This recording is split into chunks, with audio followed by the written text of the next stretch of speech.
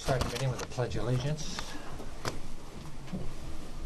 I pledge allegiance to the flag of the United States of America and to the republic for which it stands, one nation, under God, indivisible, with liberty and justice for all.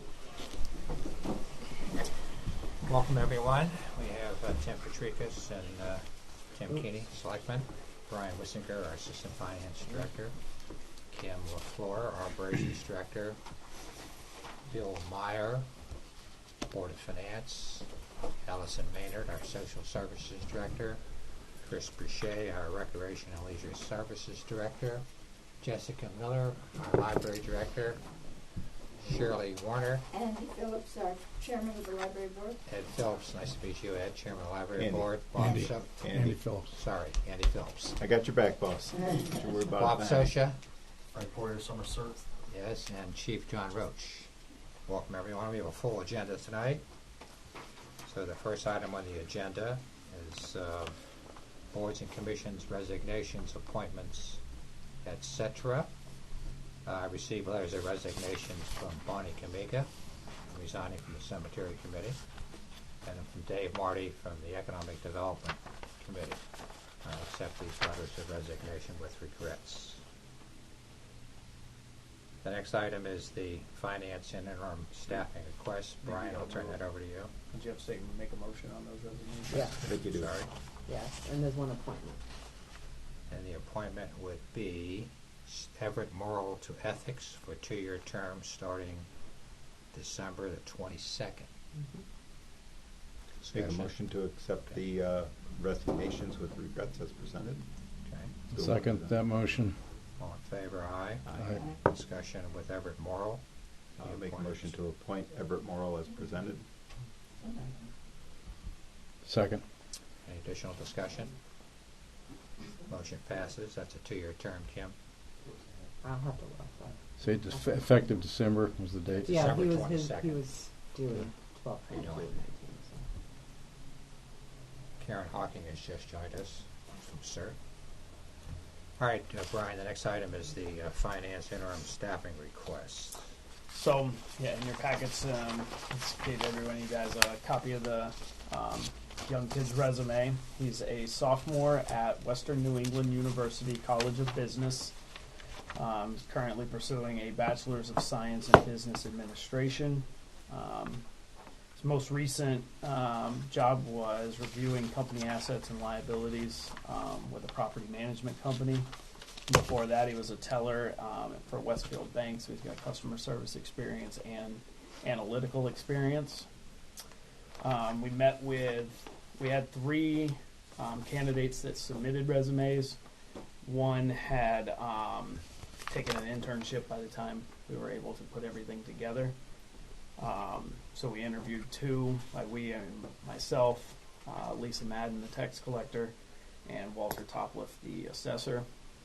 This position will work with all 3 of us. In prior years, Tim, you were familiar with the internship. Yep.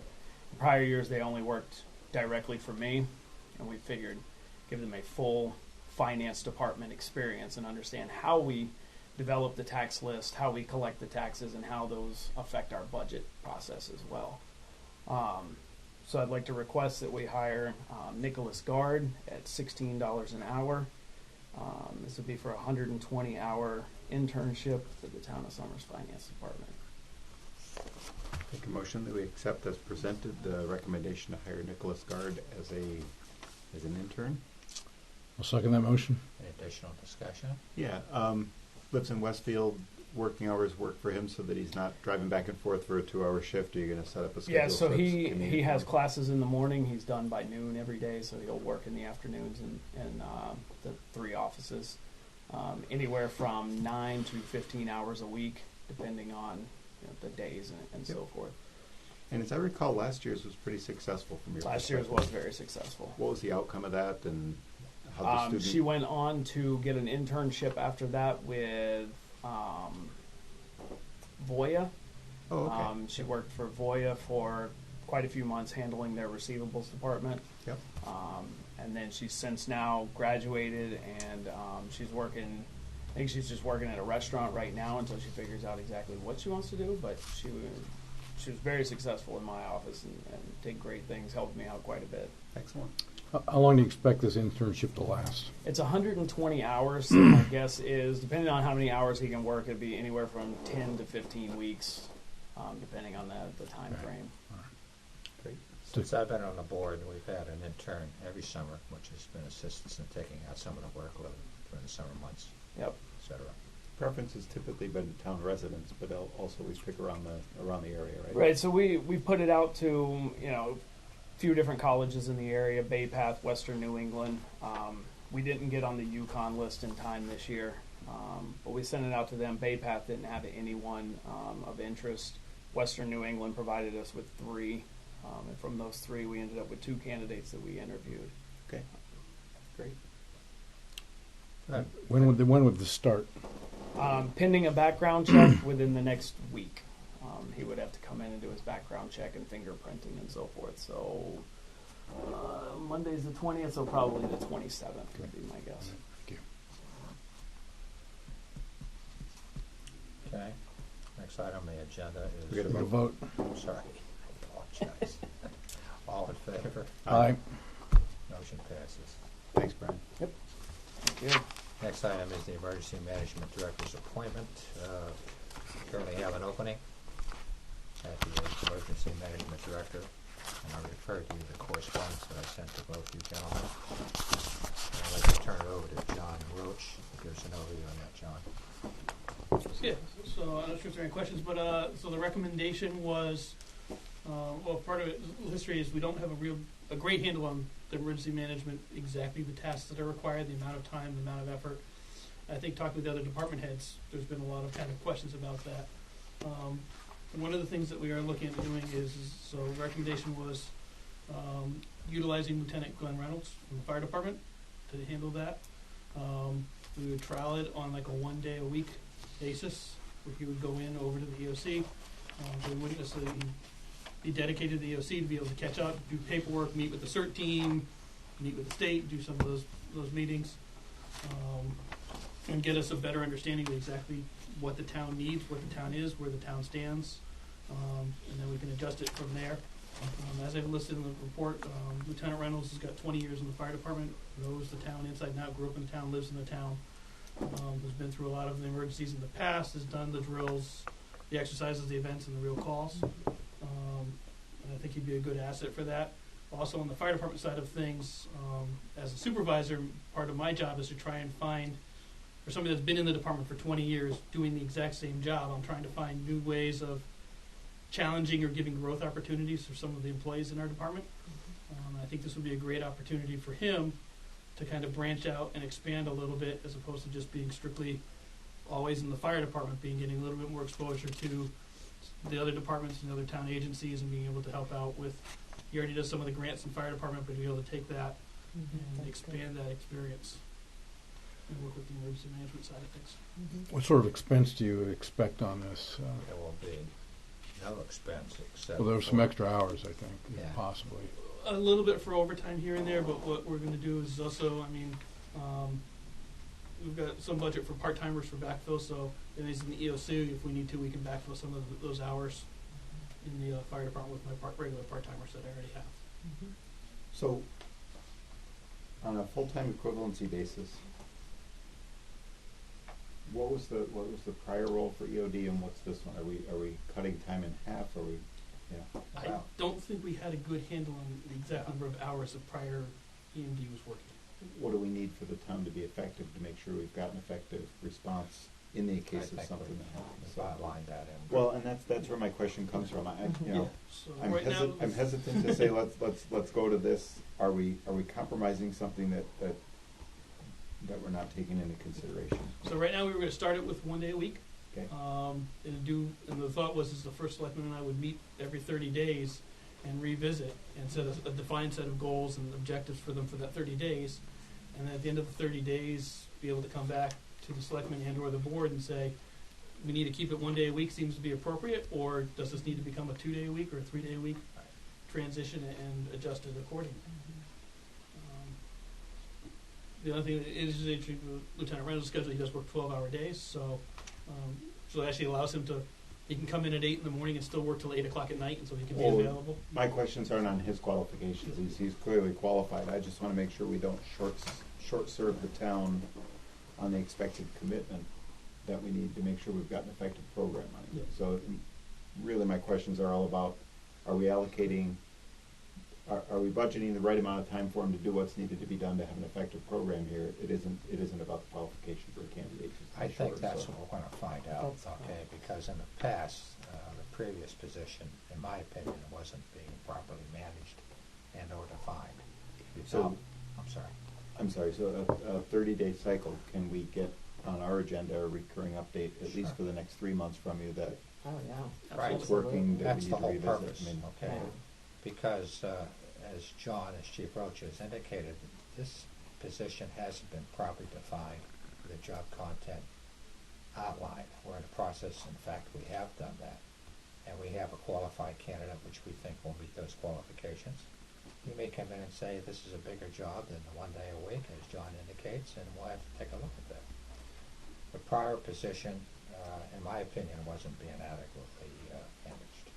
So as a result, we really don't know exactly what was required. So we sort of had a lack of the definition of what the job was and what the Well, I think we had a definition. what the accountability but, was. That's the performance was something somewhat lacking. That's all I can say at this point.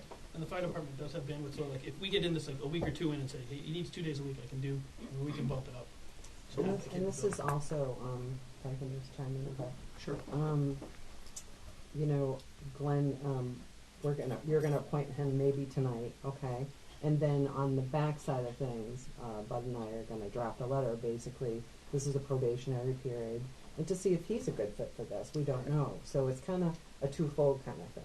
How long's the Yeah. probationary period, do you think? Well, that can be, we can discuss that, you know, That's whatever. We and could John define it. monitoring him, and then bringing back the feedback to you as, So what are the, lacking a disaster?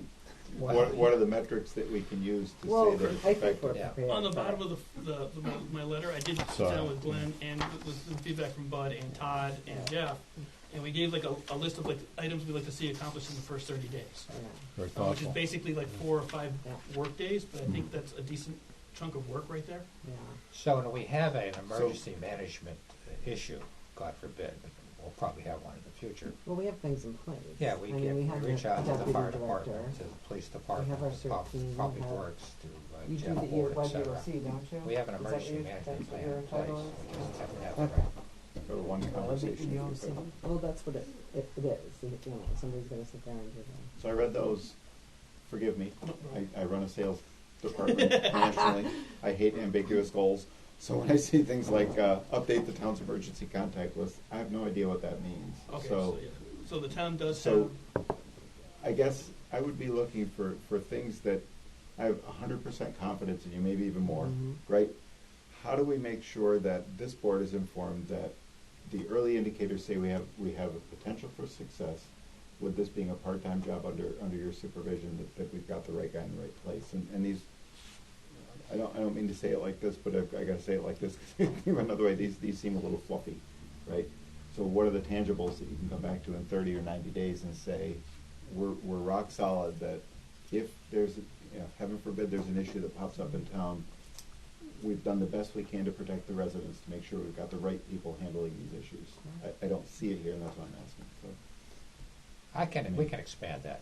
We can set target points in terms of things that have to be accomplished. I have additional of a job description that I've written with John and Yeah, just, the short term, the 30, 90-day things that we can look at Okay. that are tangibles that say, Sure. what does an updated list look like? Does that mean that it's published on the town's website, or does it mean that Kim has it in her purse? I don't know what an updated list was, right? Hopefully So not. we have an issue that pops up. Are there people in town who need access to it, that have access to it? What does that mean to me, right? Yeah. So it doesn't have to be like, they made 52 calls last week. Yeah. It's the list is updated, but here's where it resides, and here's who owns it, and here's who's gonna update it as things Yeah. change. And I'm Yeah. just concerned that in a transition, we can lose some of that stuff that the townspeople need Okay. when a crisis hits. And it's equipment, it's everything. It's easy And to a look lot at of that is everything. if we can narrowing the definition. I mean, Absolutely. the emergency contact list is mainly if there's an event, we've got town hall necessarily is closed, but we still have town hall staff. So Right. as I said, Chris gets reassigned to help with the EOC, Paula gets brought up to do the phones, Yeah.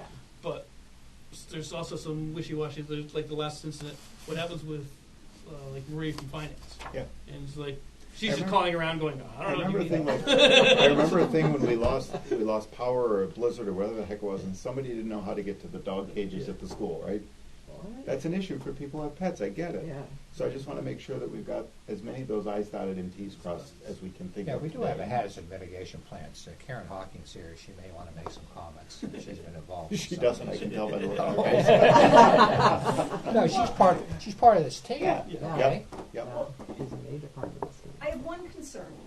I like Glenn. I think he's a fantastic guy, and I think he's highly qualified. But he has a role in the fire department. When we have a major emergency in town, he has a role already. How is he going to have a separate role? We're gonna. And is that going to take away from the fire department to pull him from that role and put him into a different role? We did talk about that. The fire department luckily has. I've got 85 members, so I can take him, and we have committed that if the EOC needs to open, he will be freed from fire department responsibilities and go to the EOC. So he will be at your disposal and not necessarily at my disposal. But we put that his level of experience. But I mean, it doesn't make sense to take him and have him running around town putting up road closed signs and barricades. I've got a ton of members that are coming in up through the ranks that can do that for us. He's got a different skill set with knowing the town and the people that I think he may be able to. We can afford to take him. He'd be better served for all of us if I actually put him in the EOC. And God forbid if we don't have it, we have an emergency in 90 days during this probation period. Okay, then we can have a more definitive knowledge of what this position entails, Yeah, and we can either it's a make win-win. it permanent or expand it. But to answer your question, the fire department is committing to releasing him from the fire department responsibilities, and his EOC would take first priority. I guess that's one of the things I'd like to see clarified in 30 days. How does that decision get made, and then how does everyone who he reports to know that that's who he's reporting to now, right? Right. And who in the field of command knows what his role is? Is he fireman or is he EOC guy today, Yeah. right? You remember when Reagan got shot and Al Haig stands up and says, "I'm in control here." It's like, no, you're really not. He didn't know that, right? So I want to make sure that if we have some event, everybody knows who's in charge, who's got the responsibility, the accountability to make those decisions. Well, the person to your left actually ultimately calls the shots. Yeah. Yeah, He can't call a vote properly, right? I understand. This function report. I just want to make sure we've got it covered for the And townspeople. I understand Okay, so and I know I we're think you careful. got the right guy. I just want to make sure we're clear on how those Yeah. reporting lines Absolutely. might get gray, and then we got to get back to black and white. Yes, so, we do. You know, that's really where my concern The is. function reports to the first selectman, but I'll be in close contact with John if in fact we have an emergency. But is this letter from Frank Poirier connected to this? He basically heard about the position and he sent the letter in. Okay, so is that to be considered, or in just, Well, I've received others' interest okay, as well. all right, So. all right. So this is, 90 days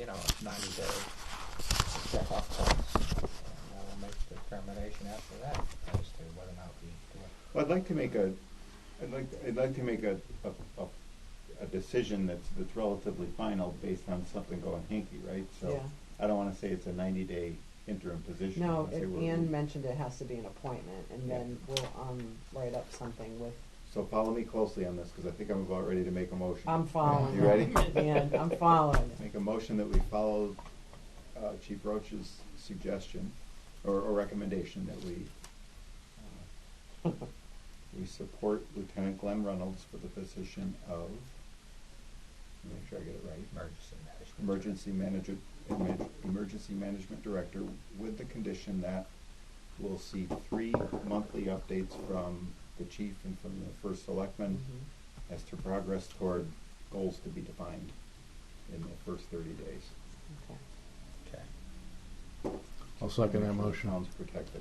Any Yeah. additional discussion over and No, above? thank you very much. See, 3 monthly updates. We originally were thinking about a 90-day review after Oh, he's 90 talking days. about every 30 days, right? Every Yeah, 30 every days. 30. yeah, Talking about so every that should give 30 us- days. That should give us a chance to Absolutely. have feedback if we need to, and open to changes to that motion if you like. Yeah. Anything to make it clearer. Okay. Additional discussion. Tim? No. You second? Who second? I second. Oh, I'm sorry. All in favor? Aye. Aye. And we'll draft, we'll Thank you. draft for both you, Tim, and Tim, an expanded list in terms of the job requirements and the checkoff points and the time. Yeah. Just something that tells you we've made a good decision here in Yeah. the first 90 days, so if we've got to tweak it a little, we can. Yeah. Okay, Yep. we'll do Thanks. that. And thanks for sending this earlier, it's helpful. Thanks for that, John. The next item before we get into the nitty-gritty, authorization of scheduled payments. Both you gentlemen received this. Yep. Oh, I sent it. I sent it to him yesterday. I did it. That's why. I know. I wanted to make sure he read it then. I'm only approving it once, though.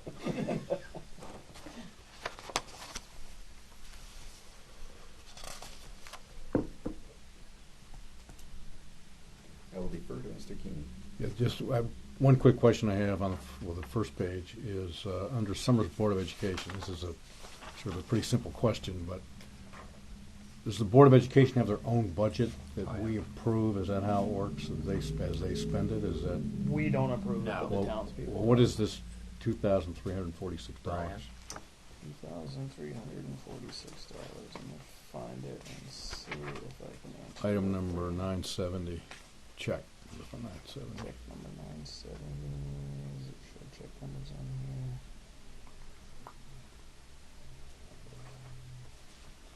Do you normally get requests for Board of Ed? They have their own budget, I'm expenditures? not Yeah. really sure what that is. So this is for, Chris might actually be able to help me on this, because this is before school program and basketball. So for the summer Board of Education, is that paying them for a rental or? Anytime that Summers Recreation Department needs to utilize a school facility that's outside of the time frame that the school is normally open, Summers Recreation Department is responsible for compensating the custodial costs.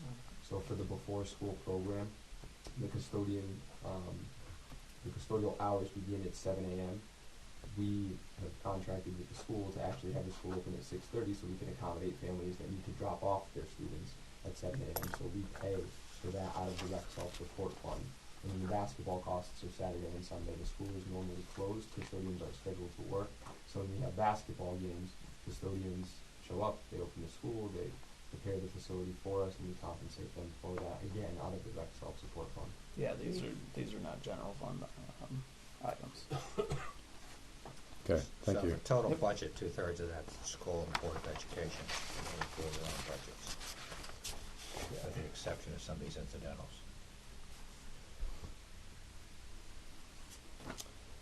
On page 2, check number 1034592 to the ETT Environmental Services, Inc. Just curious what work they accomplished for $51,000. ETT environmental. Oops. Thank you. There. Let's see what's on this.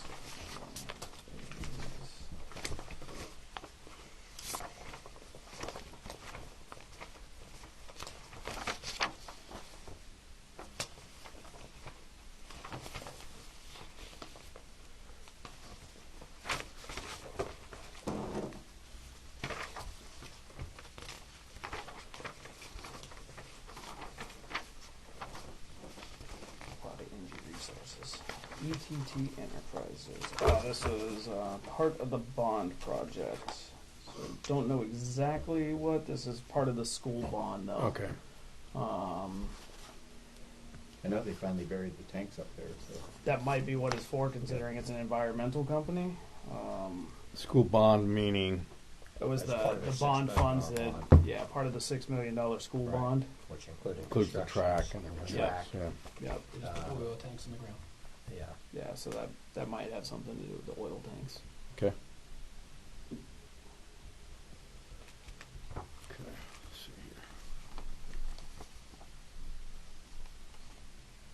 brings up a good point. We track the spending against that bond. Of course I do. And you've got a check out to F&G Recycling, check number 9374. I'm sorry, it was check number 1034668. Page It's on 2. page 6 of 7 pages.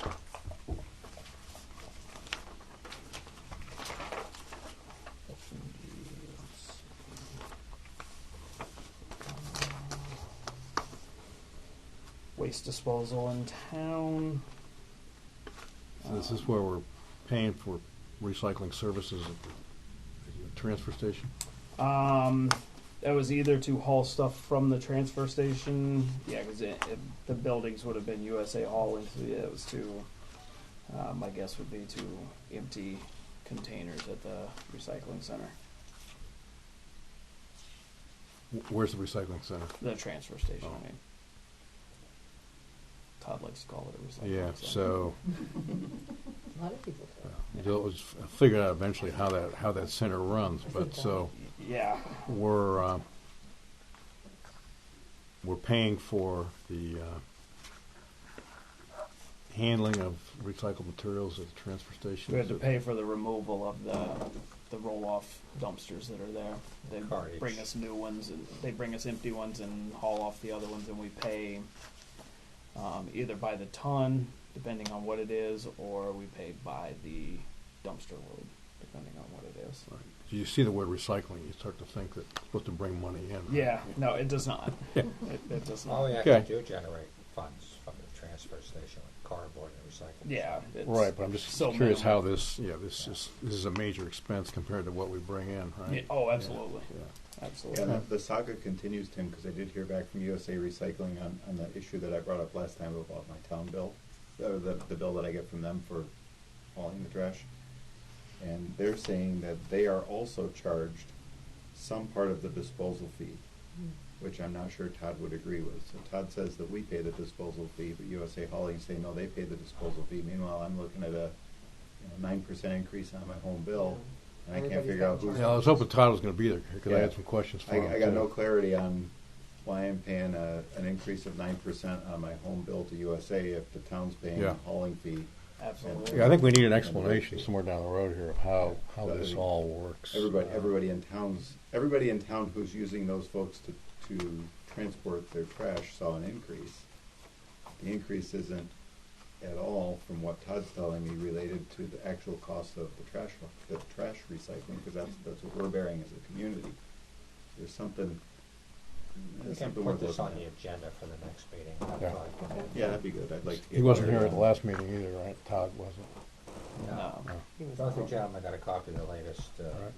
DPW analysis. Yeah. Well, I saw the amount that we were spending to pay for the waste that's hauled, and Todd put in there that the town pays the cost of the tonnage for the trash and the recycling cost, and that anyone in town who's subscribing to have someone take it is only paying for the trucking. Trucking company's telling me that's not the case, that they're also paying part of the tonnage cost. I'd like some clarity. Okay. So it'd be good to have Todd here. Those are the only questions I have. Thank you.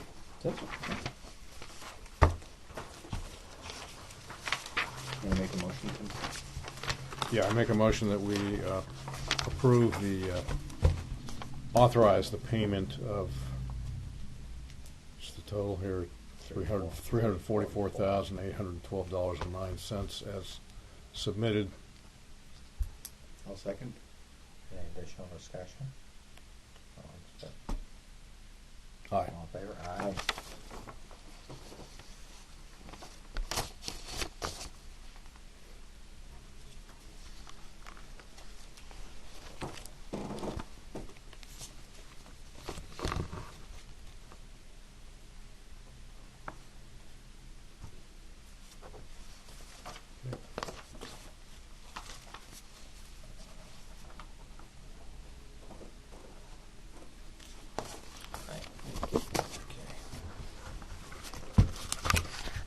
Some housekeeping on the minutes of January the 2nd. At the time, A and B I forgot to add to the minutes. There they are. Thanks for the updates. You're welcome. Yeah, Chief Roach requested that the Board of Selectmen visit with them on February the 3rd at the firehouse to review some of the changes that have been made there, as well as an initial discussion on the budget. So that should have been in the minutes. Yep. And also that Eileen Henry was appointed to the Senior Advisory with a term expiring on 12/22/20. Okay. Okay. And anything else we find. So, Yeah. Make a motion that we approve the minutes with modifications as noted in the agenda. I'll second. Additional discussion. Under the bottom of the first page, there DPW seasonal staffing request. Yeah. What did we do on that? Is there Hard. Did it get Yeah, cut off? did it get cut off? It's I think? online, but Yeah. Yeah. it's Oh, online, I see what you're sorry. saying. But it is. Just- So I didn't go online. I just Oh, sorry. take what I'm sent. Yeah. Yes, okay. Is it on his? Does it not say it on the top of the second page? It should. I So, don't On know. mine it says it. It's probably just the way Okay, it's I see, printed out. okay. Yeah. Okay. You gotta learn how to use page breaks and Word. Okay. Stop Thank it. you. I do that all the time. I I'm like, know. nope. Okay. My name is misspelled on. I spelled your name wrong. Yeah, you did. Wait a second. I saw What did I it call somewhere. you? Oh, Turkis, you had it. Spell check doesn't like your name anyway. So. You can add it to the dictionary. I It know. doesn't matter. It was somewhere in there. Find it, correct it, or I'll not. find it. If one way or the other is Okay. good. So I saw it earlier. I can't find it now. So thanks. Okay. Make a motion that we approve the minutes of our selectmen meeting from January 2nd. Second. Any additional discussion over above displaying your name? No, sir. All in favor? Aye. Motion passes. It's not the worst thing that happened today. Actually, sometimes it comes out as Portricus also when I do Yeah. it, so I have to go back and check it too. You're Irish, right? Something like that. Okay. To get more signs next year, I guess. Okay, we're gonna start the budget discussion. First on the agenda, Shirley and Jessica, you wanna come to the table? Andy. Andy is the Oh, I'm board sorry, chair I currently. apologize, Oh, Andy. The library discussion. Both the selectmen received information from the last Board of Selectmen meeting in terms of the budget proposal by the library. I actually have additional information, so I bought packets. Thank you. Just I needed some new paper clips. What? I needed some to update my paper clips. There you go. I gave you 4 of them.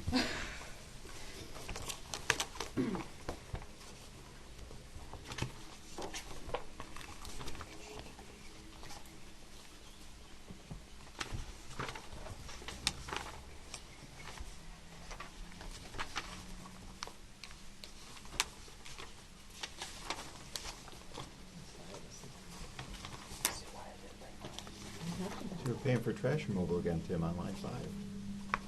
Like we're paying Yes, 3 we pay times. monthly for our dumpsters, both the regular and recycling, to be emptied.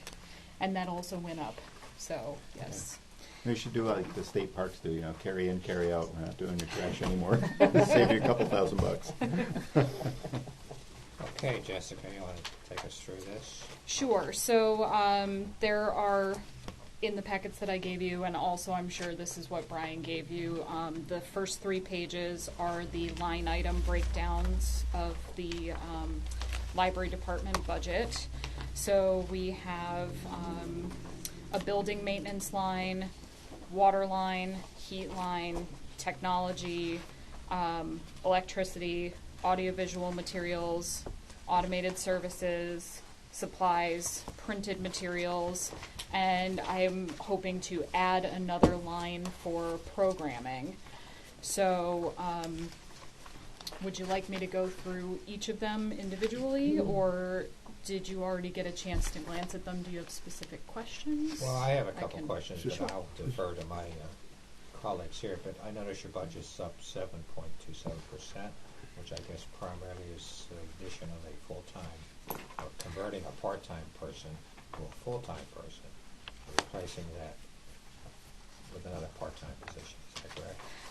Yes, so after the initial part of the packet that I gave you, I have in there both the position modification proposal to take our teen reference librarian from part-time to full-time, and then a position creation proposal for a part-time technology network specialist for the library. So those two proposals are what the primary increases in the library's budget in total. There are minor increases across like the utilities and things, but it's primarily the salaries. So I can go through both of those because I did not send them to Brian initially, so this is new information. So the part-time teen reference librarian currently works 15 to 22 hours a week. If he has a Saturday shift, that's where the extra 7 hours will come in. He makes $18.31 an hour. So for fiscal year 20, he was budgeted in for $17,577.60. In that 15 to 22 hours a week, he does programming with our teen age group. He does all of the marketing for that age group. He provides technology assistance, readers advisory, helping them find books, creating lists of books that they could look at. He does materials selection for the teen age group for the library, picking out what titles to add to the collection and which ones maybe we no longer need. He's our liaison to the middle and high schools, and he also does all kinds of statistics collection that helps go into our annual state report for that age group. Busy man.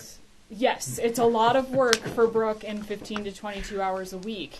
So the second half of this page shows that what I'd like to do is take him up to the full-time, which is the 35 hours a week. Keeping him at his same hourly rate, it would bring his salary to $33,324.20 for the year. Benefits would approximately be almost $15,000. What I used as calculation aids for that potential salary is keeping him at his same hourly amount for now. The Connecticut Library Association does recommendations for salaries at different levels of library staffing. So a library technical assistant at the level 3, which is the highest level of that, which are people who do not have a master's in library science yet. So they're usually assistants within the building. Their recommended salary for that is actually $20.30 an hour, so we'd be below that. But he'd be right. Okay. But he'd be gaining a full-time position with benefits, so I thought we were okay sort of staying under that for the moment. So you said the position cost would be $33,000 and Plus the benefits. benefits would be $15,000. Is that Right, accurate? because it's about That's Wow. pretty accurate. 30%, yeah. Okay. Yeah. It's a Pretty hefty benefits package. It's about a 54% fringe benefit ratio, you know, because you got to assume pension costs, vacation, sick time, the cost of health insurance, and so forth. Yeah, it all adds up. Yeah. So current positions that are out there at the moment, there is a full-time teen reference assistant position that does not require an MLS, which is $15 an hour. But then the positions that require an MLS jump. So there's a part-time children's reference librarian who's making $28 an hour. A full-time children's and teen program librarian making $26 an hour. And then a full-time teen librarian who's making almost $28 an hour. So we're definitely on the lower end of that, but Brooke doesn't currently have his master's. He is intending to go to school and get that qualification. So down the road, we might need to re-examine the salary for the position, but I don't think we need to at the moment. I've also included his current job description, again, to show all of the things that we've been asking him to do. He submitted a letter of all of the things that he would like to be able to do if he was able to go full-time. So he's set goals for himself. one of the biggest problems that we run into is we have a very active after-school community because we're right across the street from the middle school. And so Brooke spends the majority of his time just interacting with the students in the 3 hours that he's at the library every day after school. How's that going? We've had some issues in the past. Really great. Now that he's there every day after school, like the behavior has become much more moderated. We're seeing that the kids are actually building a better culture amongst themselves. They're sort of self-policing because they know now that there's programming available. There's somebody that they can interact with on a regular basis. And so we're finding that they're keeping the bad seeds out themselves because they don't want to ruin what's becoming a really great thing. So he has a positive relationship Yes. with the students. Yeah. Sounds great.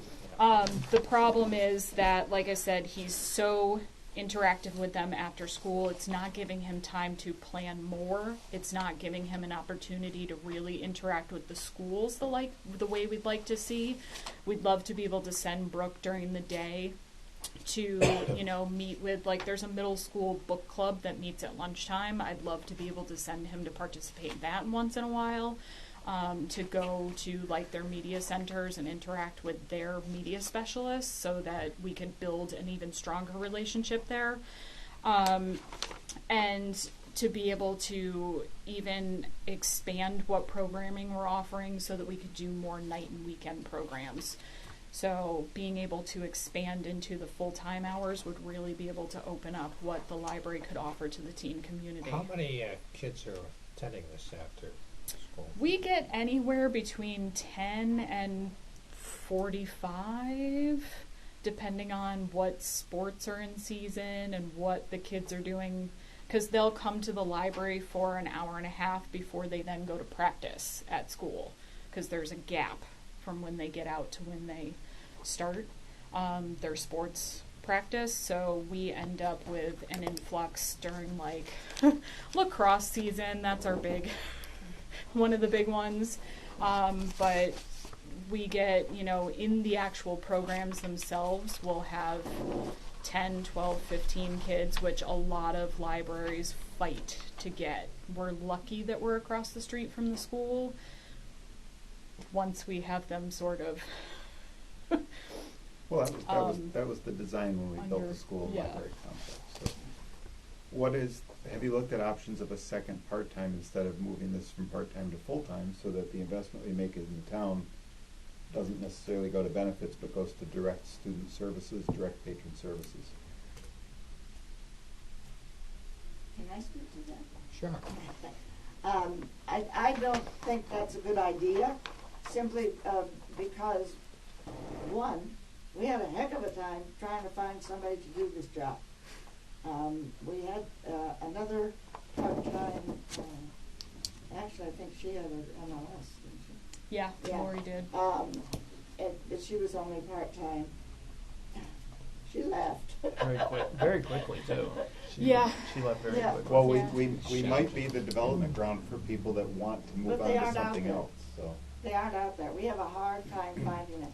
So the other part of that is the rapport that Brooke has built Yeah. with the kids. And I think that would be hard to come by if you have two different people. I mean, you might end up with two factions or something, knowing kids. Our board, we've talked about this a lot, and this is something that we really do see as a value. We've spent years in the past discussing all the problems that were going on in the teen world. Well, that's as the far reason I asked the question, because disciplinary problems have decreased. I don't hear about this anymore. But you're talking about a $31,000 increase to pick up another, 32. $32,000 increase to pick up another 900 hours. That's a pretty significant expense. I'm looking for alternatives.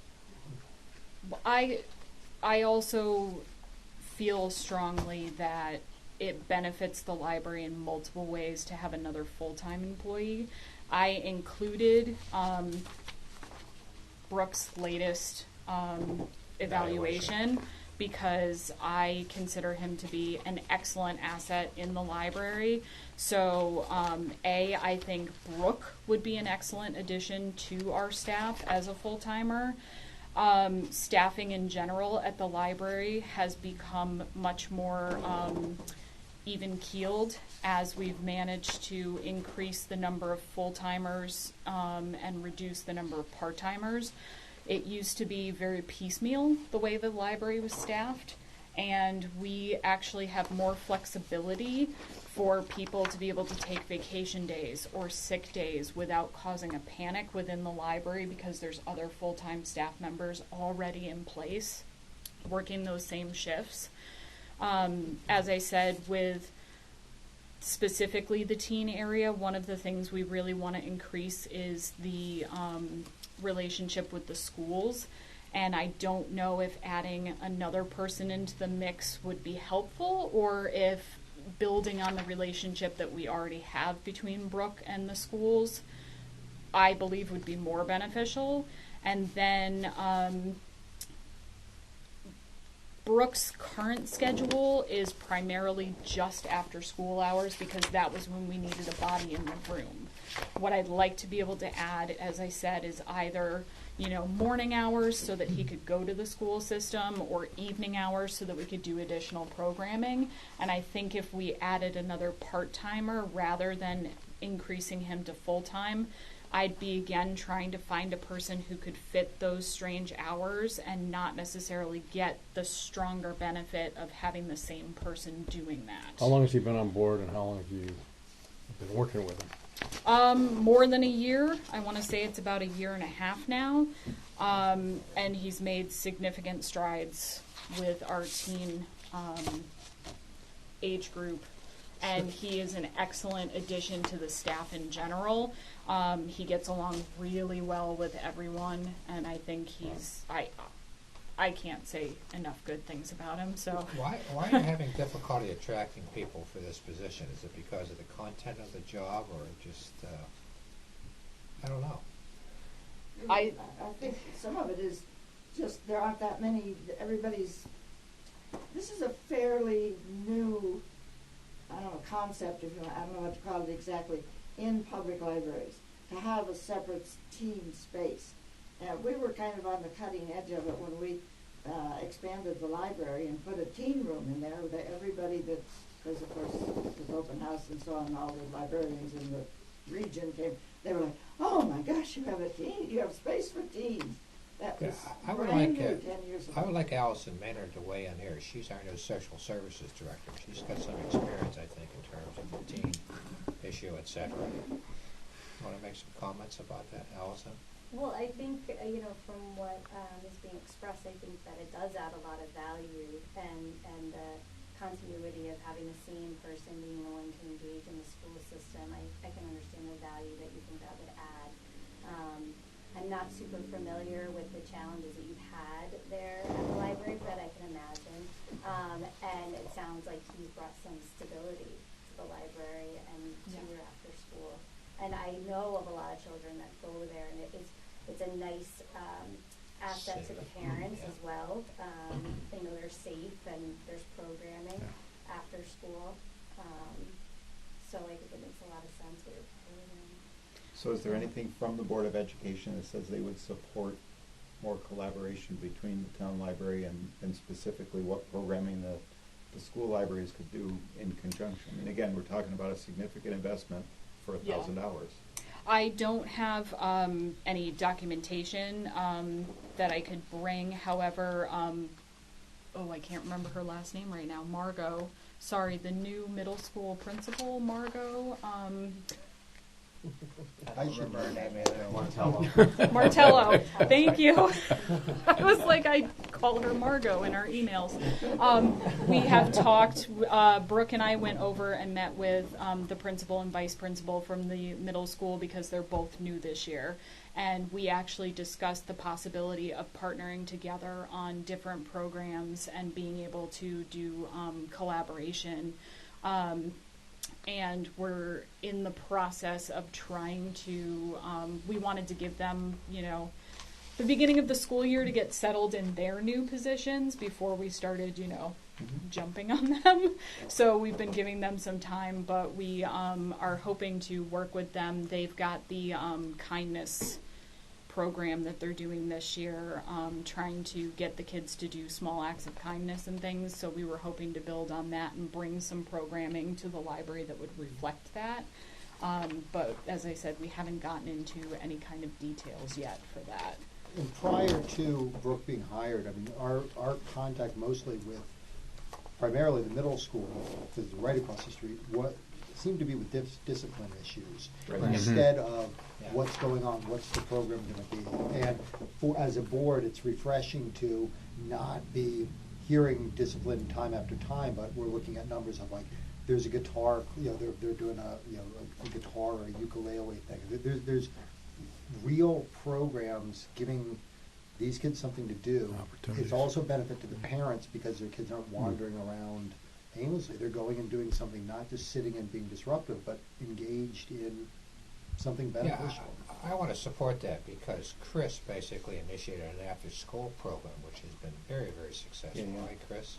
Yeah. Is supplying that need for these teens, these kids, in this after-school. The program that we've created is for the elementary school and the elementary school demographic, but there's quantifiably a demand for after-school program at the middle school, and it's just something from the rec department we haven't been able to tackle yet. And I think the public library is doing a tremendous job doing just that. So there's tremendous need in the community. Yeah, Shirley. The other thing that the word safe came up.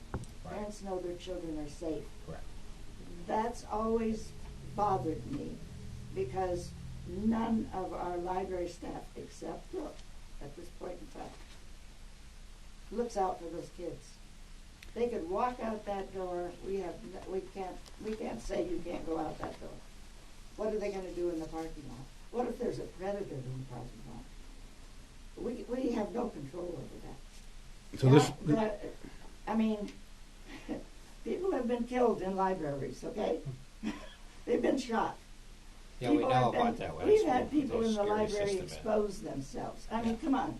It's not as safe a place as people would like to think. Surely I support that because that's why we initiated this whole safety program with Bob Sosha and the rest of your group, because there were incidences where people were shot in libraries. Yeah. So I did stress the fact of the safety. It's a key issue, but more importantly, an after-school program where these kids can get some meaningful involvement, but more importantly, establish rapport with this guy.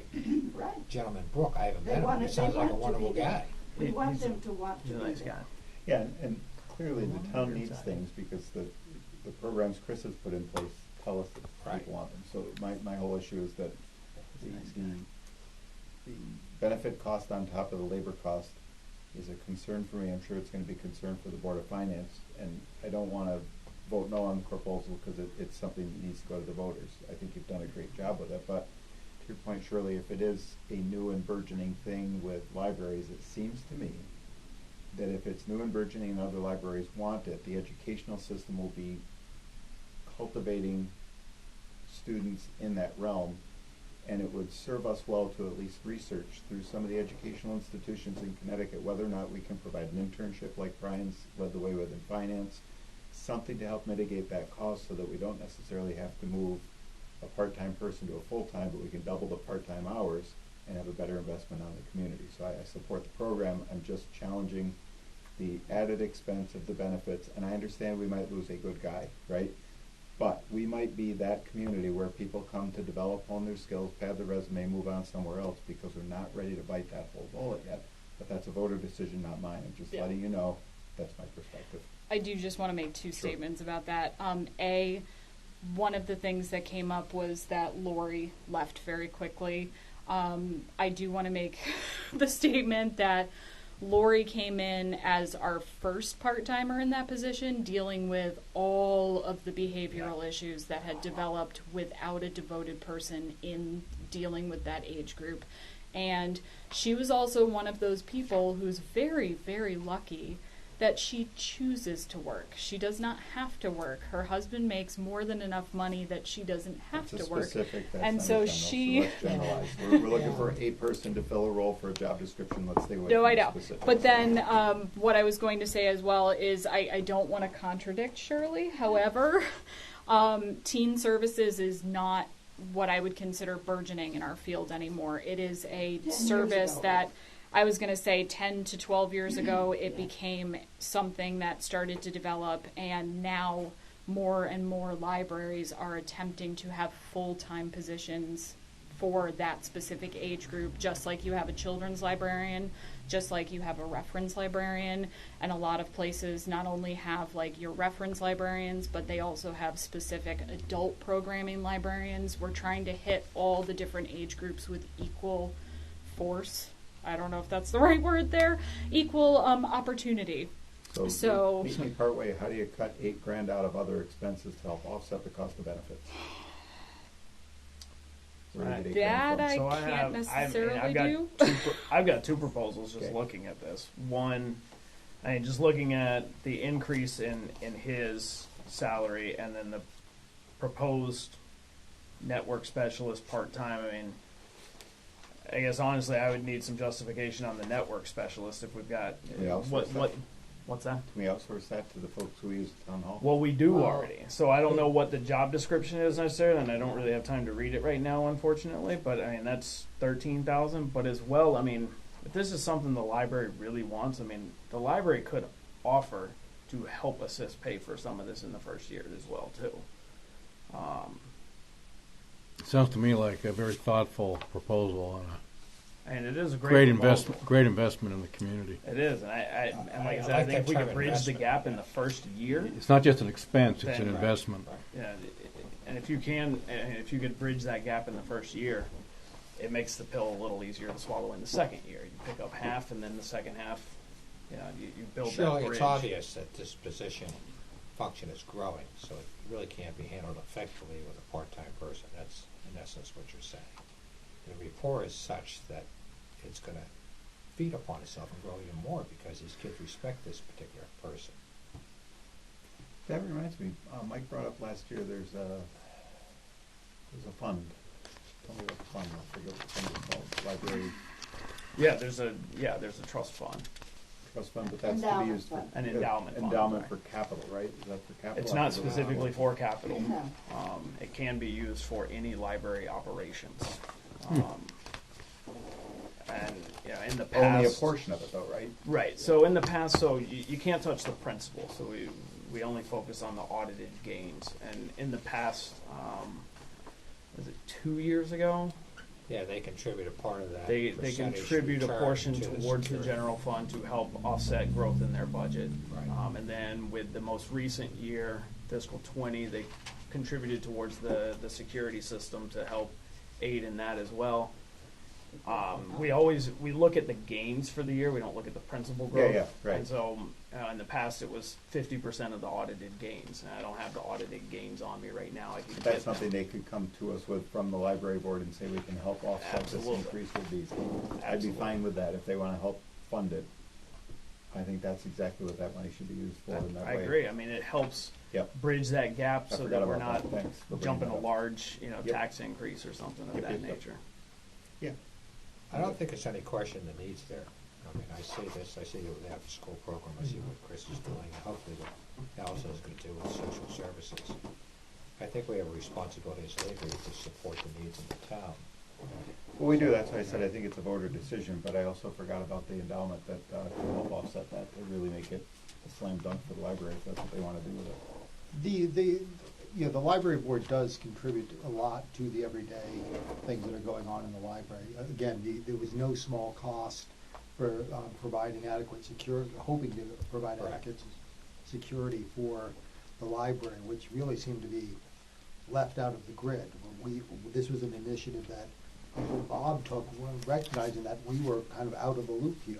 Yeah, And we do spend a considerable amount of money from our endowment towards programs and things that are geared directly towards the library. It's not that we are sitting on ton of money doing nothing. We are looking out for the best interest of the library. No, Already. I don't think we're implying that. In effect, you guys have been very generous in terms of the need, in this case, the security, which we work with Bob Sosha and with Jessica, who came to us with that.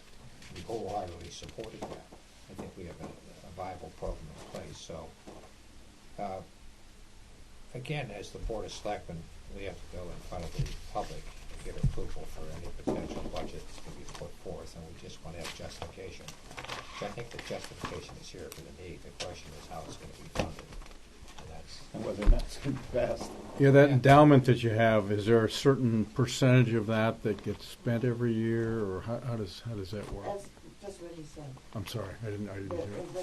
The 50 was a certain percentage of 50% of the prior year's audited gains. right. In other words, you have had $800,000, you get a 5% gain, you get $40,000, and You can spend 20 of you it. spend 20. And every year on a regular basis, the library board's endowment fund, the library's endowment fund pays for programming for the library for both adults, teens, and children. It pays for dues for the library to be part of the regional things that are available to libraries. It pays for several library members to be members of the statewide associations for librarians. It pays conference dues so that we can go and we can do, attending the conferences. It pays for building maintenance. They pay for both the copy machines in the library, the one that's available to the public and the staff. They pay for things like having the gutters cleaned and guarded this year. And those are all things you don't put in your budget. Correct. Yeah. They have not been. lawn care. It'd be good to see a list of what that So, does, that fund. I just Brian look gets at it every month. Yeah, All right. I have them. So I just look at it, and I've said the same thing to the chief before. I've said the same thing to other departments before. Granted, the dollar amount doesn't seem large, 35,662 growth. It's 7.25%. If John Roach came in with a 10% increase in his budget, I'd say, how am I going to pay for this? Can we pull more money from ambulance? 35,662. How am I going to pay for this? Can you meet me halfway? Can you 40% of it? That kind of thing? Because honestly, it's, like you said, the Board of Finance is going to look at it and go, why? And if I can show them that there's a good faith effort on the table, that they're contributing towards a portion of the goal, it's a little better for them, I would say. And I think too, making sure patrons come out and vote Yeah. when the budget referendum comes out helps push it. I mean, Unfortunately. we've got 600 no votes to overcome every time we go to budget. So Yeah. Yep. This past budget, 13.8% of the people voted for a budget. It's all just crazy. Yeah.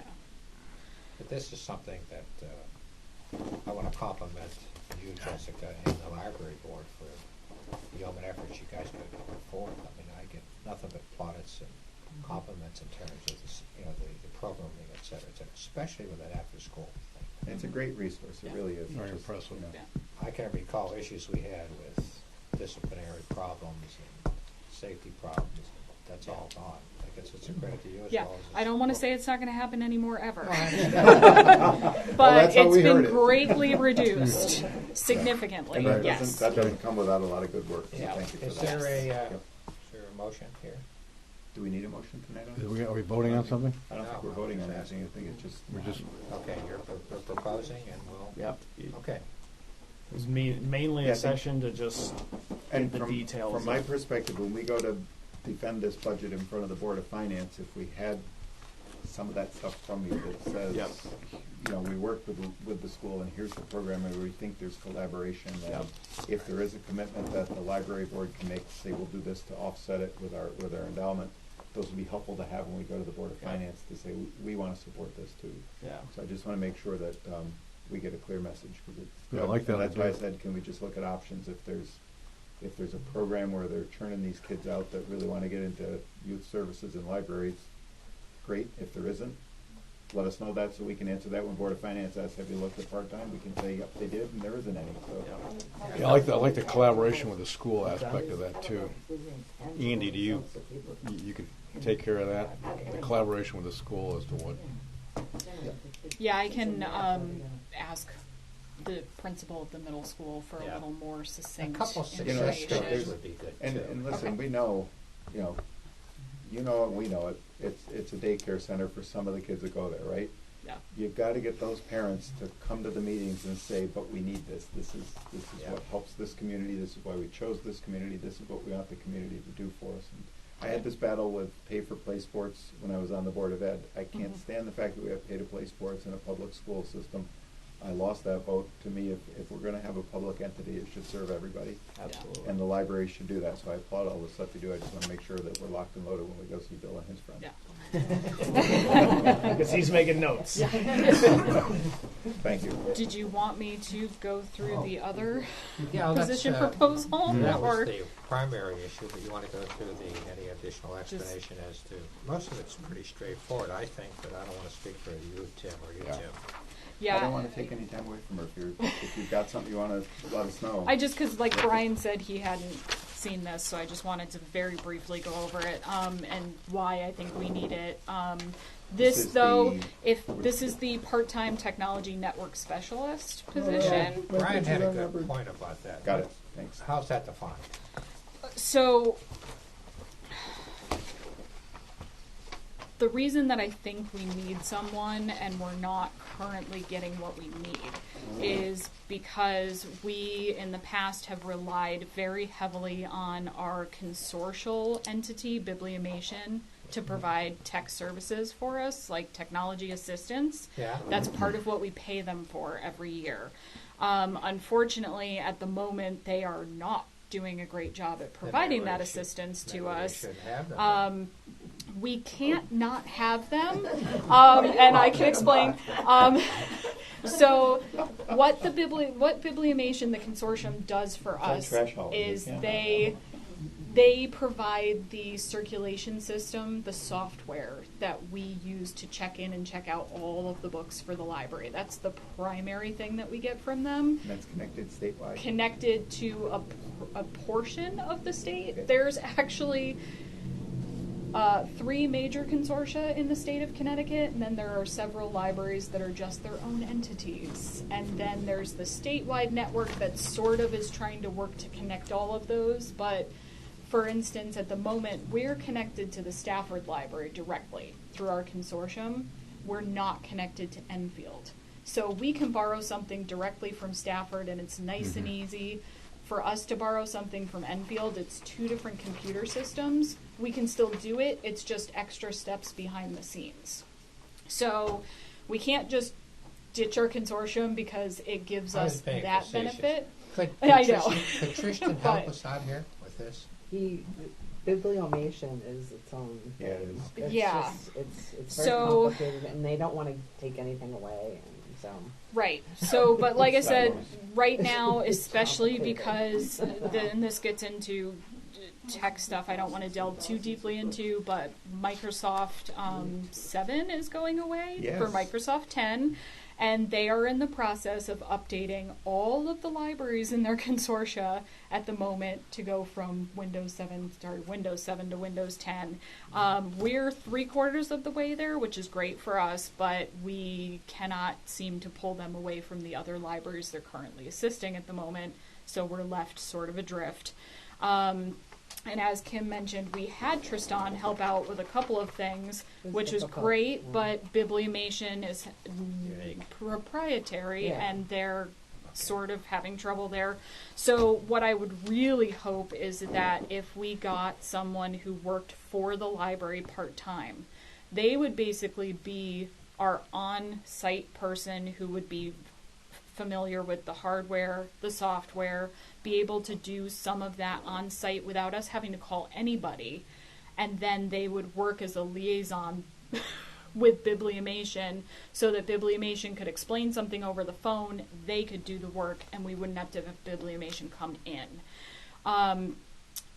way years ago, our current reference librarian, Cecilia, was sort of involved in all of this technology, and that was part of her job. But as technology is just changing so quickly now, unfortunately, it's really hard for her to keep up and also be able to provide the reference services at the library, which is what her primary position is and should be. Does the tech services go away from Biblio, or do you still have to pay them? I for a would phone be call? able to look into reducing how much Oh, we're that's paying good. them for the technology assistance, because there are libraries that belong to the consortium that pay for Yeah. the software and access to that, Yeah. but they get tech assistance from someone else. Gotcha. So we'd be able to move towards that model, Oh, that's good. hopefully sourcing it ourselves. Yeah. But I understand that this might, like, if I had to choose between this and the full-time team position, I would absolutely back the team position first. So Gotcha. I just want to make that statement. You could probably have one of the teams. No figure out trade-offs computers. Yeah.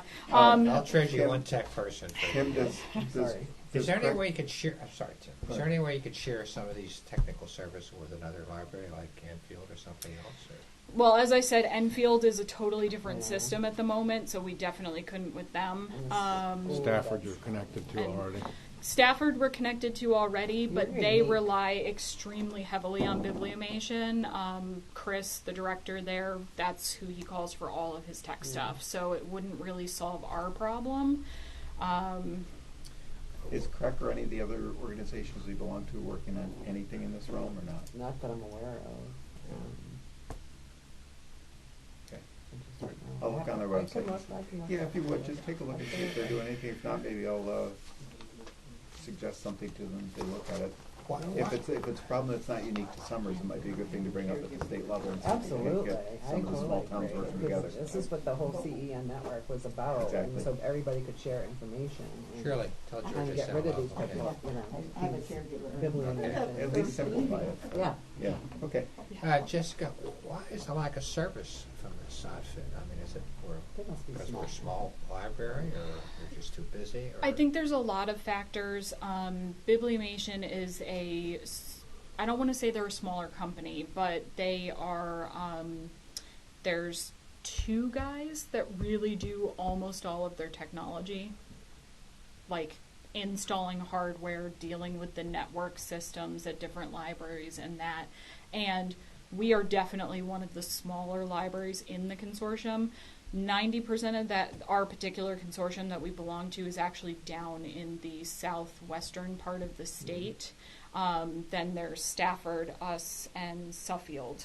We're the three that are up in the northern part of the state. And so when they're dealing with like Waterbury or Willimantic or some of those larger libraries down with in more the queue. computers, yes, Yeah. we're down in the queue. There's two guys I'm gathering, they have frustrating. jobs in Wozniak caliber. Just not thinking stuff up on their own. I think they're overworked at this point, and Yep. Bibliomation doesn't want to admit that they need The more. school uses Bibliomation. So You know? I don't think so. I know, I think, she just mentioned that to me, that's why I'm wondering. if it- I if it's- do. No, grade math, Bibliomation that's is just libraries, so yeah. Just libraries. We have in the past also had the tech coordinator for the school system actually Well, give us minor bits of assistance, if you but I check try with- not to lean on them too heavily. If you're checking with the 'cause- schools on the collaboration thing, just ask if they're using it, because they might be. I've either heard my wife or my sister-in-law talk about it, so it's hard to tell which one. Sometimes they sound alike in my ears. It's not on video. I wanted to ask you a question about maintenance. I thought the Department of Public Works got involved with some of the maintenance over the library. Some of the maintenance, yes. Not all of the maintenance. Some of the maintenance, yes. Department of Public Works does handle. But I remember stuff like roofing and HVAC, they didn't want to touch because of the complexities of the architecture of that building. Yeah, So- that's a big Yes. So the maintenance line makes sense to me. Okay. Yeah, I mean, they've got proprietary train information in there. We can't go in and mess with it. Right. When the addition was first done, Yeah. the town took over the landscaping, cutting, cleaning, also and stuff like that. In this whole thing with the state cutting back funding and stuff, you guys handed that back to us to pick up. Yep. And I think that was, what, about 5-6 years ago? Yeah. I think so, but I think the inside stuff, I remember Todd's team did not want to touch because of the complexities of that building. It's Yep. just, you gotta rely on people that Yeah. understand Still Yeah. how all leaking. that works. And I don't know that it leaks, it's just that the HVAC balancing was an issue, as was Yeah. water and plumbing, Yeah. if I recall correctly. I think so, yeah. Like the way the bathrooms are rigged. Yeah, there was something else. You flush a toilet, all the books get checked out. We there's would no be out of fees. books a lot. Yeah. Thanks, John. So Additional questions or comments? I think we've grilled it enough, don't you? Well, I think that's what I'm here for. I think Let so. me explain. did a good job. Thank you. Yeah. Okay. That's good. See, you didn't need the Kevlar. You could have left it at home. While I'm sitting there, Shirley's just left. She has dedicated decades of service to our library board I know we of trustees. sure have. I had spoken to Anne about it. She said, "Come to you." She's with one small break in service of just a few months. She has been the chairman of the board of trustees for, again, decades. 30 years. So, Proclamation, I think something acknowledgement. like that. Yeah, okay. would be, I think it's a great idea. She is a wonderful woman who's I put a support lot of that time Yep, strongly. absolutely. So do I. Yeah, thanks for bringing it up, absolutely. Yeah, the town doesn't run without people like her. It's an amazing contribution. Yes. Well, I'll follow up on that. Thank you. Okay. Okay, thanks again. Good presentation, Jessica. Thanks.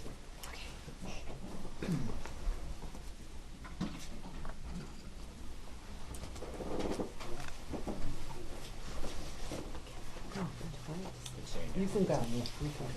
Thank you. You don't have to sign it. Fair enough. Are you making it for us all, Jess? What? Are you making dinner for all of us? Sushi in it, maybe? I made risotto that's waiting for me at home. But, Up you next, know, we have rec and leisure services. We're actually gonna. Come on we're out. gonna combine. Now- Yeah. Now that Social they've services. now that I they've knew you were Already ready. reloaded, codependent. That's okay. That's good. now that they've reloaded, Thank you, Jessica. Thanks, Josh. Good night. Good night. Bye. All right, next on the agenda is Next victim. Chris Boucher. Hey, because of Yeah, our I'm sorry. because of our realignment with recreation, social services, human services, we thought it would be best if we kind of presented together. Understanding that social services was previously tied in with the senior center, I'm going to be presenting on the senior center, so we think for an apples to apples kind of look, it's appropriate for us thank to you very present together. So I'll take the lead, and we can Just before we get started, Chris, why don't you make some references as to why we did this reorganization so people understand Sure. the synergies that came out of this. So we had some staffing changes that took place, which created the need for, there was a gap in our human services director position. In the human services department, is the combination of, or was previously the combination of our senior center, senior services, and social services. So the board, for selectmen and town staff, asked myself as the recreation director to spend time, about 30 to 60 days, doing a full review of our administrative operations, of our social services department, of our senior center department, and of our recreation department before allocating the resources to hire any new personnel. Let's take a second to review and make an assessment for how can we most efficiently move forward. Is the process and the unions and the structures that we had in place previously the best process and unions and structures for us to move forward? So I spent June, July, August, maybe part of September, as the director, the interim director. I continued in my capacity as director of recreation, as interim director of the senior center and the social services department, the human services department, gathering information, attempting to assess how we were allocating our resources. Were there any synergies between these three different departments? And structurally, what's the best way for us to be set up to meet the needs of the community and truly assessing, well, what are those needs? What are the needs of the senior demographic and folks who could potentially take advantage of social services in the community? So the recommendation in I believe it was September, possibly October, was to combine to combine senior center and recreation into one department. So instead of senior center and social services in one department, we recognized more synergies, more commonalities between recreation and senior center. We thought that those two departments could complement each other, and we could see an improved efficiencies and ultimately cost savings because of resource sharing and the alignment that exists within those two departments. Simultaneously, we saw that there was a demonstrated anecdotal and measurable need for social services, for advancement in our social services department. So the recreation was to separate the social services department into its own department. So that's where we find ourselves now.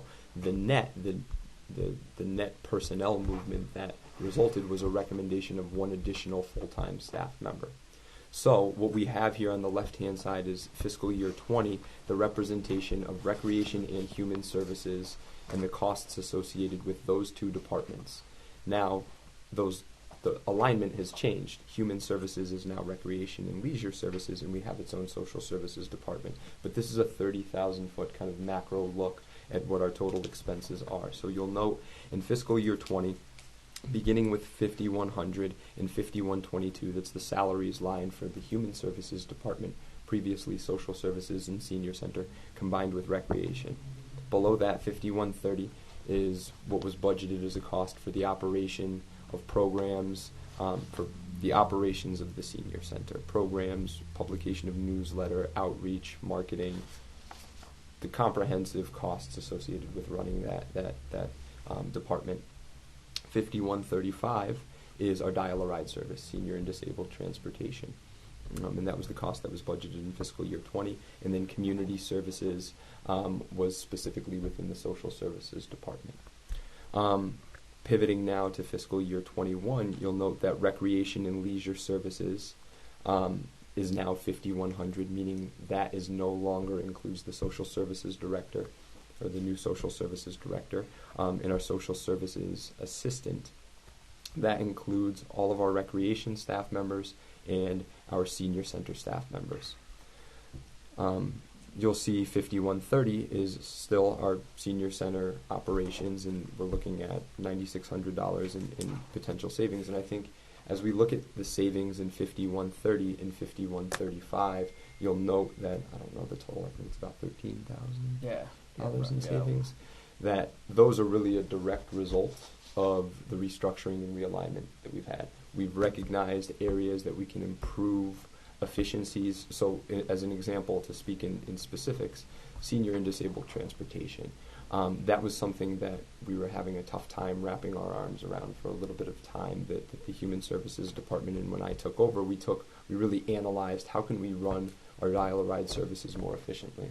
So we took one of our dial-a-ride drivers off the road because we also had a gap in a senior center assistant position. Rather than hiring a new senior center assistant, we hired a transportation assistant, someone who could specifically focus on the management and operation of that program. We altered the way that we were designing schedules. We were able to develop, I think, a more efficient process, which is ultimately netting us. You see the savings that result. It's the same exact process for 5130 senior services by analyzing with additional resources that we have in specialized role. We've been able to take an individualized look. How can we improve these efficiencies? How does this translate to savings? What can we do to offset some of these expenditures or spend in a more responsible way without limiting any of the services? That's a critical feature of this. We're not seeing a regression in the services. The dial-a-ride transportation savings aren't a result of us utilizing the bus. It's actually the opposite. We're actually utilizing the bus more now. We're just doing it in a more fiscally responsible way. Not driving around empty anymore. It was really what it was one passenger, single know. passenger bus ride. I asked for 3 years. What's going on with all these single Yes, bus you rides? did. So, It was thank single you. passenger bus rides. Yeah. So now, just with a little tweak in Like a scheduling, we're giant able Uber to running take around Summers. multiple passengers out to Enfield or to Stafford, wherever it is that we're going. Do you and have that any results- complaints about the new system? We haven't.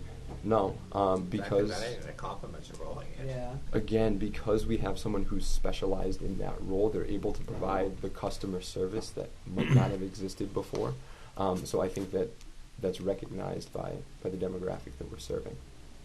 So, Chris, I don't see a breakout for 5140 on these sheets. Are we Fif- going to so- get to that later? The 5140 It's in your binder. I've got it. Oh, I have copies too if you want me to Allison pass and it. Allison can speak more to that because that's the new social services All right, budget, great. not under my Thanks. purview. Copy the front in your binder.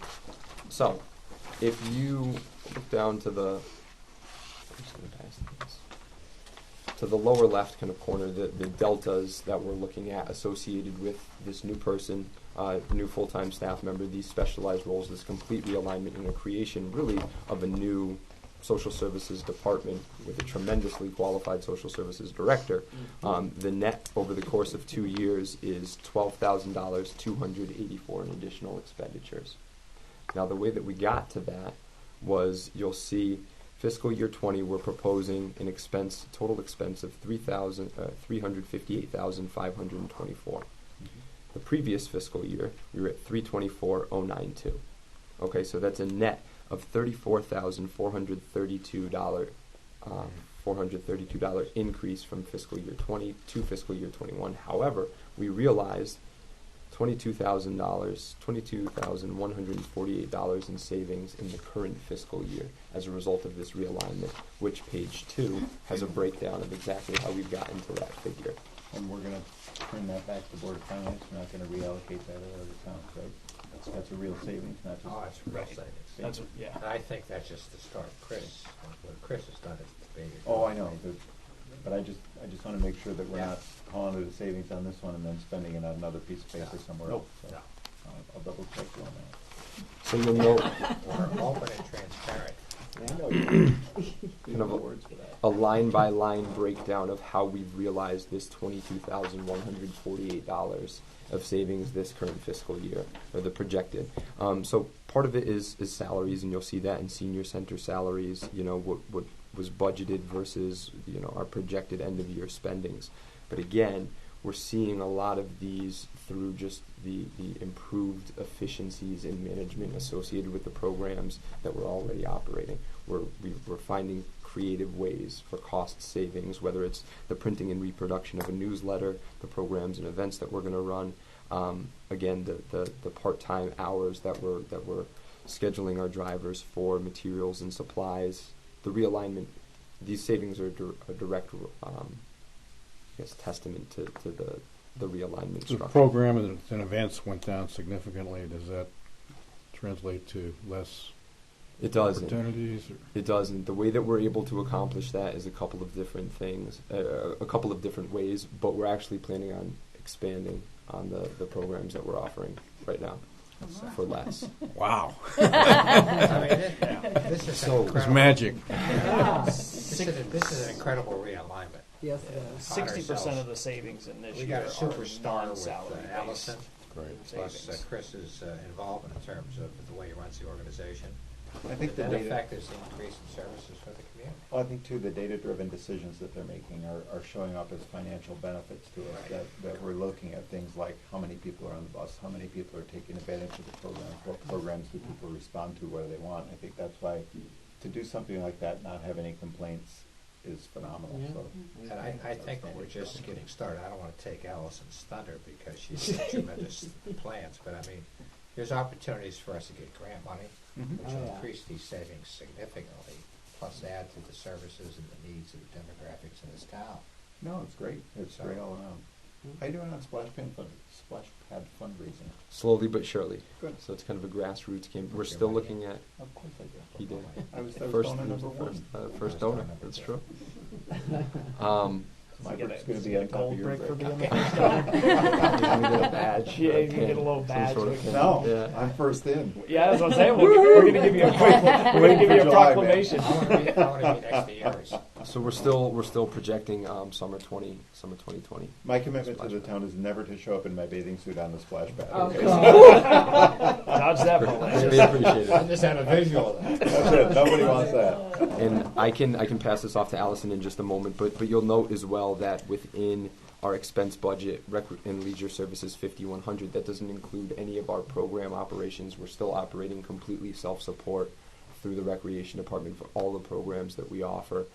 Nothing is budgeted through the town's expense budget. Everything is done through the revenue that we're generating through the operation of those programs. So And that's why that's not included here. participation on the rec programs still Growing. good, still growing up. Still growing, Nice. yeah. And really, I think that in part is a direct result of the BASES, the after-school program. We're running a really quality after-school program, which gets families pre-K, K, Yeah, first no, grade. it's fantastic. And I think with the addition of the new track facility, Mm. and you got some opportunities coming to you once the weather warms up and that thing gets opened up. Agreed.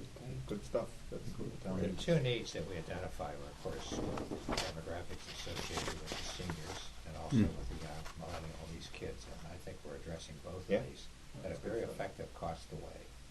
So I'm very pleased with what you've done here, Chris. And Thank you. I want to thank you for that. Okay, Allison. Good show us transition. your Yeah, stuff. right.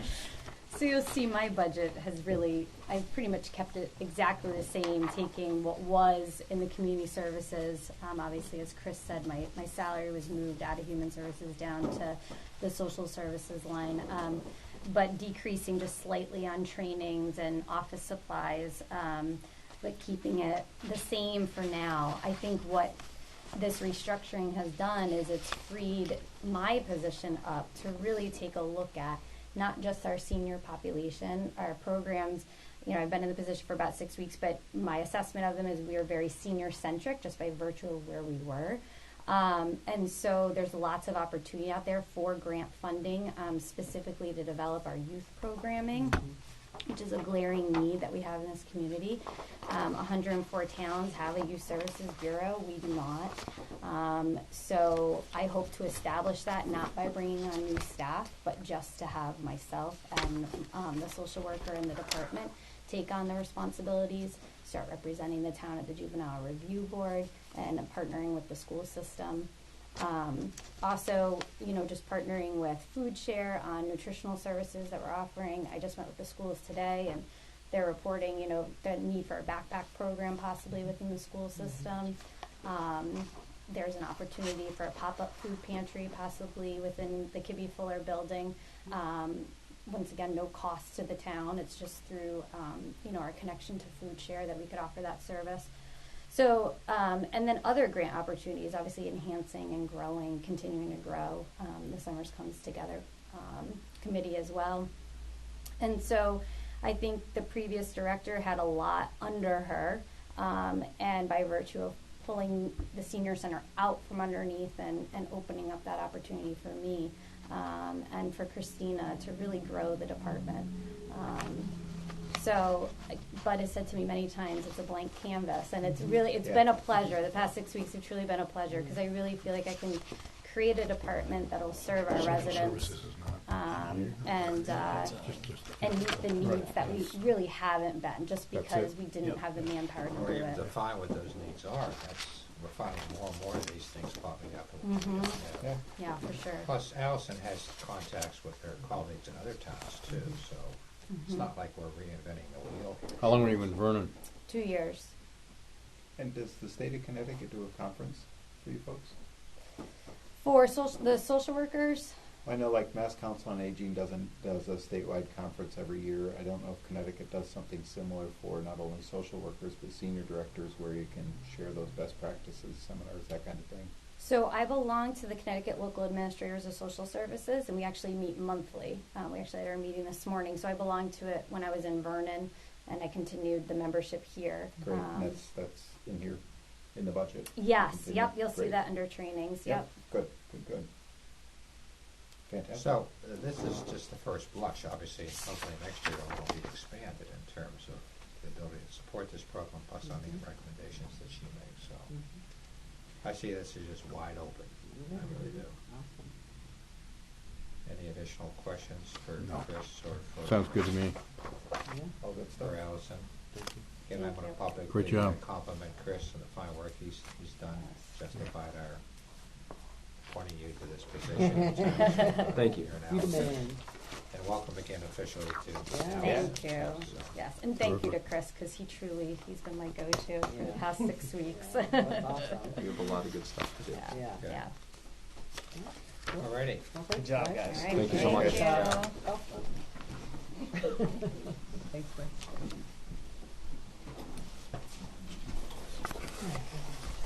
Okay, opportunity to add agenda items. Yeah, I'd like to add, we had an open item from 2 weeks ago with the dump stickers, transfer station permit approvals. So Yes. I'd like to see I if we didn't can think to put that on. I apologize. resolve that. Yeah, so there was, Ann and I had a lot of discussion on it. And so I think we've come up with I won't say foolproof because there's always something that can go wrong, but we've come up with a pretty solid system. She was able to add transfer station stickers to her software. So it can be itemized out on her reports. And what we came up with was, when Todd orders his slew of stickers for the year, he normally orders about 2,000 of them. Stickers 1 through 1,000 would be at the transfer station. 1,001 through 2,000 would be up here. And so if transfer station sells out of all their 1,000 in 2 weeks, we can shed off whatever, and vice versa. I'm going to work with, so Public Works keeps a spreadsheet of permit number with the person who is attached to it, car type, and so forth. All of that on one spreadsheet. So what I'm going to work with is having it directly linked network-wise between Public Works computers, between the town clerk computers, and the assessor's computers. So that way they all have the ability to see the file. Assessors would only be able to have read-only access, where Ann and Public Works would be able to write to it as they sell permits. They can input the information, but that way we're not creating our own file here and mailing it back and forth and trying to copy and paste. We're working on the same exact file, and so You're they gonna edit it develop there. right? I am. I'm going to put the file together. But then that way we all have the same data, and we're not getting confused. If they edit it down there at 355, we'll see it here at 356. We can open the file and it'll be the same thing. Todd's kind of okay with this as well. Todd seems okay with it. He didn't have any reservations about it at all to me. Well, then I'd like to make a motion that we accept the proposal from the town clerk from 2 weeks ago, that we authorize the sale of transfer station permits at both the town clerk's office and at the transfer station. I'll second that motion. I'd like to begin it with the June. We can put some early stuff out for it, but with the June 1st selling of the New Year stickers, there's Yep, no fair sense in enough. doing it now. We've already got we got to get all the processes in place. But How would we get the word out as to the We'll new? put it on between the website, magazine. the magazine that goes Yeah, out, Facebook, Plus we're generating new signs because you and I have been down the dump. I call it the transfer station, and people just basically aren't following instructions. Yeah. And we've got the letter signs out front, plus the signboard at the transfer station. Yep, we can put it out front, absolutely. And then do we want to also take advantage, if there's money in the budget, to print up a flyer on what goes where, so that when people We get have their, to do that. when people I get their think new we have to sticker, do they'll that. also get a flyer that says, we're here's what we absolutely. recycle. We're planning on doing We that. have to do that. Because I've noticed it myself. I get to the point where It happens. Monty and Rick, I'm getting like those two guys at the transfer station. Hey, you can't put I that just in started there. going to them. and I Would don't make know a how great to- refrigerator magnet, by the way, if Yeah. the town would Right, invest yeah. in that. Right.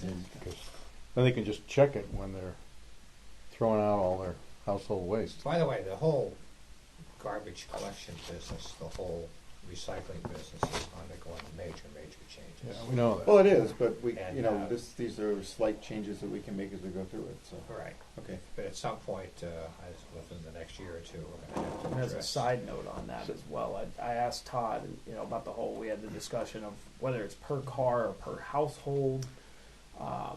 Todd's input on it was, years ago it was meant to be per household, and somewhere along the line it became per car. Right. And then it's been changed back, though, I understand.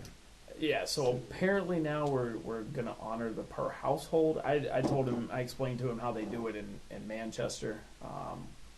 My wife's van's got the sticker on it. Right. I pull in, and we're hindered by technology here, unfortunately. I pull into the dump in my little Civic. I've got a couple things I want to drop off. I walk up, tell them it's permit number 1183, show them my driver's license. They match my name to the name on the permit. Have a nice day. I'm going to rent a U-Haul truck, drive in with, and just tell them who I am, show them my ID, and no harm, no foul. So with that, we can, I told them we need to work with a way to be able to do that at our transfer station here. His problem with it was, you got somebody who's got to then stop what they're doing to go look through a file and find the permit number. There are ways around it. I mean, you teach somebody just the simple search function on Excel and, type in, this person says he's number 1183. Search 1183, boom, it pulls up. There's my ID. Have a nice day. It's a 10-second process as opposed to clicking I'll let you an get arrow. into the weeds on that. Yeah, but Yeah. So for everybody to understand, its intention is to be per household and not per car. So we shouldn't have, So people will know that. Right? So like a sticker sold That's part at of the the town hall, do they actually get put on the cars?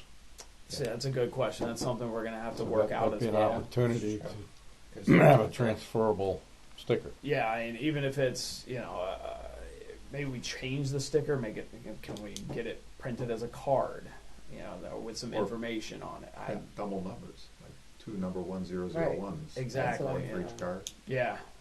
That makes more sense to me. Yeah, there's options. Then there'll be a black market for the stickers out Right? there. Oh, yeah. Some of the guys They'll who- sit out in front of the dump. They'll hawk them in front of the dump before you can. $12. Yeah.